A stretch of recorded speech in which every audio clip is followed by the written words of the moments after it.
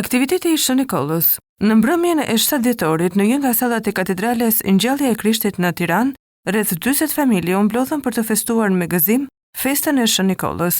Fëmijë, adoleshentë dhe prindër sollën me vete zërat, buzëqeshjet dhe një atmosferë të gjallë plot gëzim.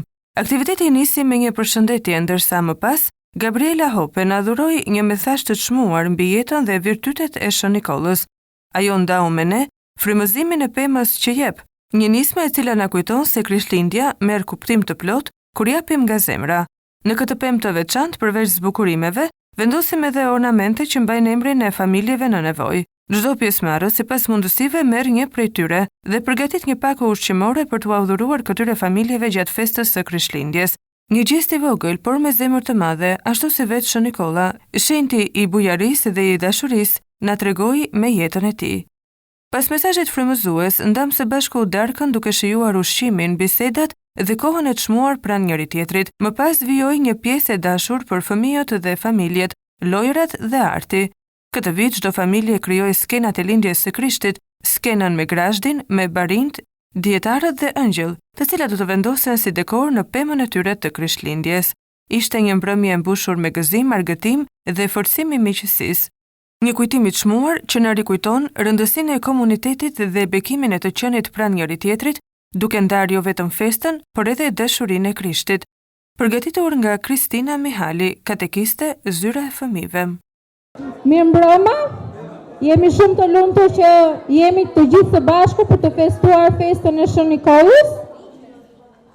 Edhe uroj që të jetë një mbrëmje e gëzueshme edhe të njihemi sa më shumë me njëri tjetrin.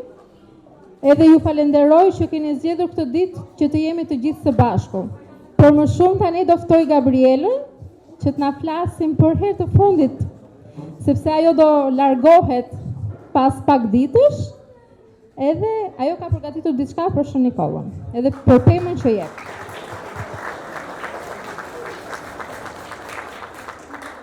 Mirëmbrëma. Është gëzim edhe kënaqësi që kemi mundësinë të mblidhemi të gjithë bashkë për të festuar një çajtor kaq të dashur për të gjithë ne. Të gjithë e duam Shën Nikollën. Jetojmë në një botë plot zhurmë që lëviz me ritëm shumë të shpejtë. Ngrihemi në mëngjes me vrap për të përgati për të shkuar në punë apo për të shkuar në shkollë, për të rregulluar fëmijët apo për të ndihmuar prindrit me ilaçet për t'i marrë para se ne të largohemi nga për në punë. Rrugës nxitojmë që të kapim orarin, qoftë të punës, qoftë të shkollës, dhe nuk vëmë re as kë kalojmë. Ritmi i jetës është kaq i shpejtë, sa nuk kemi kohë të ndalojmë, të reflektojmë, të vëmë re se çfarë po ndodh brenda nesh apo përreth nesh. Ndërsa po reflektoja mbi jetën e Shën Nikollës, të cilën shumica prej nesh e dim, ajo që më spikati ishte fakti se Shën Nikolla kishte aftësinë që të vinte re. Por çfarë vuri re? Ai vuri re brenda tij. Kur hodhi shikimin brenda tij, Shën Nikolla kuptoi se jeta pa Perëndin është bosh dhe pa kuptim. Ai lindi nga prindër të krishterë, të devotshëm, emri i tyre ishte Theofani dhe Nona, të cilët ishin lutur gjithë jetën e tyre që të kishin një fëmijë. Dhe Perëndia më në fund i bekoi me Nikollën. Ata e ritën Nikollën me gjën më të shtrenjtë që kishin. Dhe ajo gjë ishte besimi. Edhe pse të pasur, pasuria nuk ishte gjëja më e shtrenjtë për familjen e Nikollës. Që në rini, ai hodhi vështrimi brenda tij dhe kuptoi se gjëja më e rëndësishme ishte që të lejonte veten e tij të bëhej banesë e Shpirtit të Shenjtë. Por si arriti këtë? Kryebiskopi Joan në predikimin e tij në ditën e kremtimit të këtij shenjti tha: Shën Nikolla e donte shumë Krishtin. U modelua duke patur para tij jetën e Krishtit dhe u bë ngjashëm me Krishtin. Të gjithë thirremi për të bërë të ngjashëm me Krishtin. Shën Nikolla bëri gjëra të zakonshme, të cilat unë edhe ju që secili prej nesh ka mundësi që t'i bëj. Studioj shkrimin e shenjtë çdo ditë. Ndoqi një rregull lutjeje të përditshme. Shkoj në kish, lexoj libra. Tregoj mirësi ndaj njerëzve të tjerë. Duke parë për kushtimin e tij, xhaxhai i tij, i cili ishte episkop që kishte të njëjtin emër si ai, Nikolla, por ishte episkop i Patarës, i cili ishte vendi në të cilin kishte lindur Shën Nikolla, e dorësoi lexues, diakon dhe më pas prift. Dhe i besoi atij për kujdesin ndaj Grigjës, komunitetit, që Zoti i kishte besuar. Kur ndëroi jetë episkopi i Mirës, Perëndia i zgjodhi Nikollën që të ishte episkopi i jashtëm i Mirës së Likisë. Nikolla që punonte vazhdimisht dhe lutej pa pushim, shfaqi një zemërbutësi të madhe ndaj Grigjës dhe sidomos ndaj të munduarve që erdhën tek ai për ndihmë. Ky shenjtë i Perëndis nuk u fokusua tek titulli apo tek vetja dhe nevojat e tij, por vuri re rreth tij. Ai vuri re të varfrit, ata që lëndonin, ata që ishin të vetmuar. Ai vuri re nevojën e tjetrit mbi të tijën. Para 2 javësh dëgjuam në Ungjil Krishtin të na flas për të pasurin që pati shumë prodhime sa nuk kishte vend ku t'i mblidhte të korrat. Dhe mendoi që të shemte grunarët që të ndërtonte grunar më të mëdhenj në mënyrë që t'i zinte të gjithë prodhimin.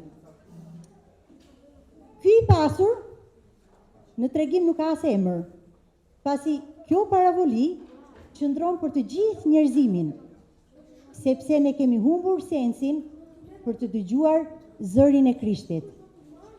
Por jo Shën Nikolla.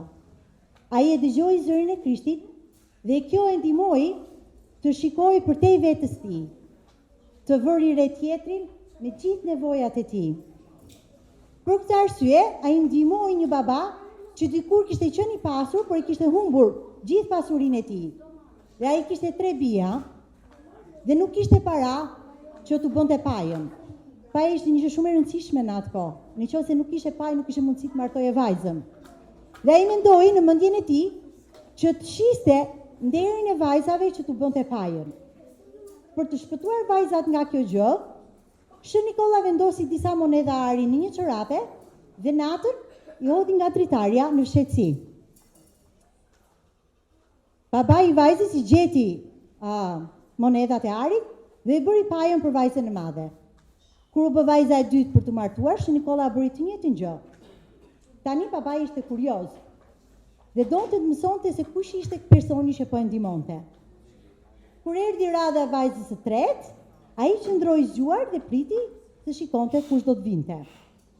Dhe kur Shën Nikolla hodhi çorapen me monedha për vajzën e tretë, babai doli jashtë dhe i tha: "Kush je ti që më ke bërë kaq të mira?"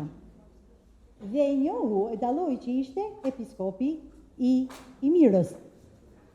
Por Nikolla i kërkoi që ta mbajtë të fshehtë këtë gjë. Veprimi i Shën Nikollës tregon dukshëm se ai vuri re nevojat e njerëzve përreth tij. Në ditët e sotme kemi ende njerëz rreth nesh që vuajnë, disa nga uria, disa nga sëmundja, disa nga vetmia. Sa njerëz të moshuar banojnë afër nesh, të cilët nuk kanë asnjë njeri që t'u flasë. A mund të kalojmë ne pak kohë me ta? Mënyra më e mirë për të festuar Shën Nikollën është duke imituar shembullin e tij. Para se të largohemi nga kjo mbrëmje festive, do kemi mundësinë që të ndjekim shembullin e shejtorit duke vepruar si ai. Zakonisht jemi mësuar që poshtë pemës të kemi dhurata dhe shpesh mendojmë cila dhuratë është për mua. Por pema jon këtu është pema që jep dhe jo pema që merr. Në zbukurimet e pemës do të shikoni disa topa të cilët janë me emra personash dhe me numra. Emrat janë të një familje në nevojë. numrat tregojnë sa antar familje ka ajo familje. Ne do t'ju nxisim, do t'ju inkurajojmë që gjithë secili prej nesh, çdo familje, të marrë një nga familjet. Jeni padyshim të lirë, asnjë njeri nuk është i detyruar. Zemra e njeriu tregohet në liri. Jeni të lirë, më vonë të vini, të shikoni dhe nëse dëshironi që të merrni një nga këto familje dhe të përgatisni për ata një pako për Krishtlindje, që dhe ata si ne të kenë mundësi të festojnë. Por, dhënia e ushqimit është gjëja më e lehtë që mund të bëjmë për të tjerët. Por, më e rëndësishme është të lutemi për këtë familje dhe që edhe ata të kenë mundësi të dëgjojnë zërin e Krishtit dhe t'i përgjigjen atij. Ungjillori Matej na thotë: "Kështu le të shndrisë drita juaj përpara njerëzve, që të shohin veprat tuaja të mira dhe të përlëvdojnë atin tuaj që është në qiell." Ashtu si Shën Nikolla, edhe ne le të ndriçojmë dritën e Krishtit këtë Krishtlindje, kudo ku ka errësirë. Faleminderit.